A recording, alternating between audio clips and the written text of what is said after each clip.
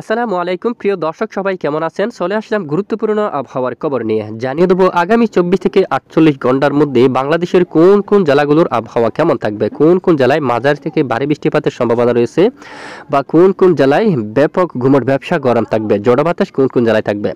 বঙ্গোপসাগরের বুকে একটি ঘূর্ণাবর্ত তৈরি হচ্ছে, সেই ঘূর্ণাবর্তর ফলে দক্ষিণাঞ্চলে শুরু হতে পারে প্রবল বেগে দমকা জড়ো বাতাস। তো কবে থেকে শুরু হতে পারে জানতে হলে ভিডিওটি শেষ পর্যন্ত দেখুন।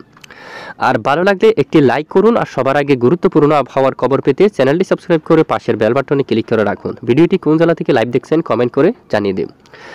আজ এই মুহূর্তে আমরা দেখতে পাচ্ছি বাংলাদেশের উপর তুলনামূলক মেঘের ঘনত্ব অনেকটাই কম রয়েছে, বৃষ্টিপাতও তেমন নেই। গতকাল ভালো বৃষ্টিপাত ছিল দেশের বিভিন্ন অঞ্চল জুড়ে, আজ কিন্তু বৃষ্টির মাত্রা অনেকটাই কমছে। দেখুন বৃষ্টিপাত তেমন নেই। দক্ষিণাঞ্চল থেকে শুরু করে উত্তরাঞ্চল, পূর্ব পশ্চিম, পশ্চিমবঙ্গ সহ সবটুকু এলাকায় মূলত আকাশ আংশিক মেঘঢানি পরিষ্কার। দু এক স্থানে বিক্ষিপ্ত বৃষ্টিপাত, সেটি কিন্তু তেমন বিষয় না, হালকা বিক্ষিপ্ত। এখানে কলকাতা সহ আশেপাশে এখানে কিছু কিছু এলাকায় বিকেল নাগাদ কিছুটা বিক্ষিপ্ত বৃষ্টিপাত তৈরি হতে দেখা যাচ্ছে। এখানে রাতে দু এক এলাকায় বিক্ষিপ্ত বৃষ্টিপাত থাকতে পারে, মূলত বেশিরভাগ এলাকায় কিছুটা মেঘের আনাগুলো নিয়ে আকাশ পরিষ্কার থাকতে পারে।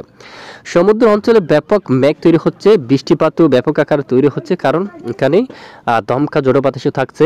এখানে আবহাওয়া অনেকটাই খারাপ এবং এখানে একটি নিম্নচাপ তৈরি হতে পারে, যার জেরে দক্ষিণাঞ্চল আগামী 48 ঘন্টার মধ্যে কিছুটা দমকা জড়ো বাতাস বইতে পারে। তাই সমুদ্র বন্দরকে কিছুটা সতর্কবার্তা রয়েছে সমুদ্র বন্দরের জন্য। উপকূলীয় অঞ্চলে এখানে কিছুটা দমকা জড়ো বাতাস থাকতে পারে আগামী 48 ঘন্টার মধ্যে, আমরা দেখাবো একটু পরে। তো এইবার আমরা আপনাদেরকে একটু সরাসরি বৃষ্টির মোড়ে নিয়ে যাব। বৃষ্টিপাতের সম্ভাবনা কতটুকু সংক্ষিপ্ত আকারে দেখিয়ে দেব। তো রবিবার 14 জুলাই যদি দেখি, সারাদিন যদি লাইভ ট্রেক করে দেখি, তুলনামূলক বৃষ্টির সম্ভাবনা খুবই কম রয়েছে। উত্তরাঞ্চল থেকে শুরু করে দক্ষিণ, পূর্ব, পশ্চিম সবটুকু জেলায় দেখুন বৃষ্টির সম্ভাবনা তেমন নেই। আংশিক দু এক এলাকায় বিক্ষিপ্ত হলেও হতে পারে, কিন্তু সম্ভাবনা অনেকটাই কম রয়েছে। এবং কিছুটা বৃষ্টিপাতের সম্ভাবনা দেখতে পাচ্ছি রাতে সিলেট বিভাগের উপর। সিলেট, বিশনবাপুর ধরুন, এখানে এই এলাকার দিকে জৈন্তিয়াপুর, সরকাই, বাকিগঞ্জ, বড়লেখা, জগন্নাথপুর, চাতকবাজার, পেনারবাগ, বিশনবাপুর এই সবটুকু এলাকায় কিছুটা বৃষ্টিপাতের সতর্কতা দেওয়া হলো আবহাওয়ার ইউরোপিয়ান মডেল থেকে।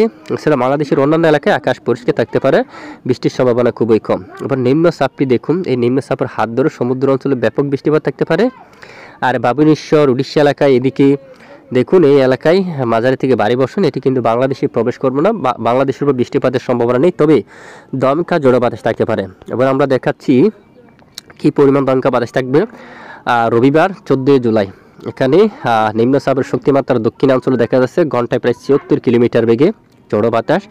উপকূলীয় অঞ্চলে 14 জুলাই হালকা বাতাস শুরু হতে পারে রাতে, এবং এরপরে 15 জুলাই সোমবার থেকে দক্ষিণ উপকূলীয় অঞ্চলে শুরু হতে পারে কিছুটা দমকা জড়ো বাতাস, তবে বাতাসের মাত্রা বেশি থাকতে পারে। কলাপাড়া দিয়া, লালমোহন, মঠবাড়িয়া, পিরোজপুর, সন্দ্বীপহাতিয়া এই যে এলাকার দিয়ে দমকা জড়ো বাতাস থাকতে পারে। মহেশখালী এবং এদিকে দেখুন টেকনাফ, পঞ্চগড় এবং এদিকে কুতুবদিয়া দিয়া এই সবটুকু এলাকায় কিছুটা দমকা বাতাস থাকার সম্ভাবনা কিন্তু রয়েছে।